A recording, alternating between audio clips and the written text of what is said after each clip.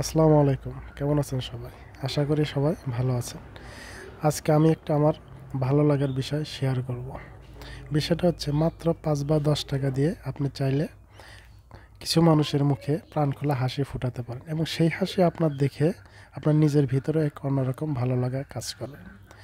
প্রথমত প্রথম বিষয়টা হচ্ছে আমরা তো রিকশায় মোটামুটি সবাই যাতায়াত করি। আপনি খেয়াল করে দেখবেন কিছু রিকশাওয়ালা আছে একটু বয়স্ক বা রুগী টাইপ বোঝাই যায় যে এরা অসুস্থ। তো এরকম কিছু রিকশায় ওঠার আগে আপনি হয়তো দরদাম করেই উঠলেন।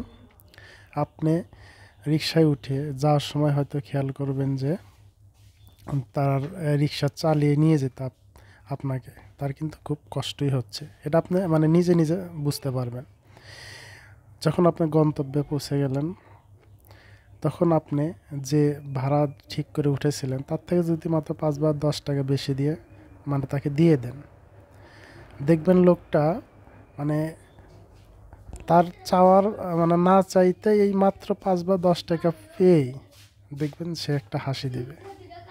সেই হাসিটা আপনি দেখলে আপনার ভিতরেও এক অন্যরকম ভালো লাগা কাজ করবে। কারণ আপনি নিজেই বুঝতে পেরেছেন যে ওনার কিন্তু খুব কষ্ট হচ্ছে বা কষ্ট করে আপনাকে বহন করে নিয়ে এসেছে। এই হলো একটা বিষয়। আর একটা বিষয় হচ্ছে আমরা তো সবাই হাট বাজারে যাই। বিশেষ করে গ্রামের হাট বাজারে গেলে খেয়াল করবেন বাজারের ভিতরে না, বাজারের সাইড দিয়ে এই কিছু মানুষ অল্প কিছু শাকসবজি বা এগুলো নিয়ে বসে আছে।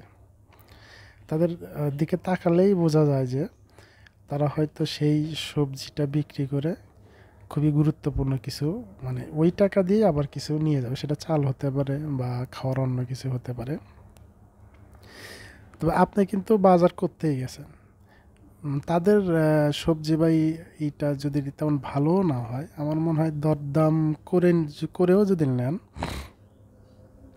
তখন আপনি যদি তাকে ওই ৫-১০ টাকা একটু বেশি দিয়ে দেন, দেখবেন যে ওই লোকগুলো মানে তার দরকার, সেজন্য আপনার থেকে মাত্র ৫-১০ টাকা বেশি পেয়ে মানে দ্রুত বিক্রি করতে পারলো।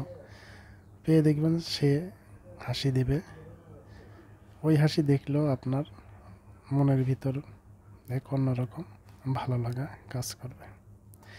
বিষয়গুলো কিন্তু খুবই ছোট ছোট, মানে আমরা হয়তো কখনো ভাবিও না যে এরকম বিষয়ের কারণে এরকম হতে পারে।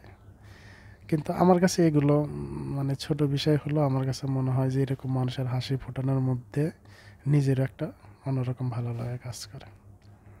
অনেক কথাগুলো হয়তো গুছিয়ে তেমন বলতে পারলাম না, তবে যতটুকুই বলেছি দেখেন তো আপনাদের সাথে এরকম মেলে নাকি, বা এই ছোটো ছোটো বিষয়গুলো আপনারা একটু খেয়াল করবেন।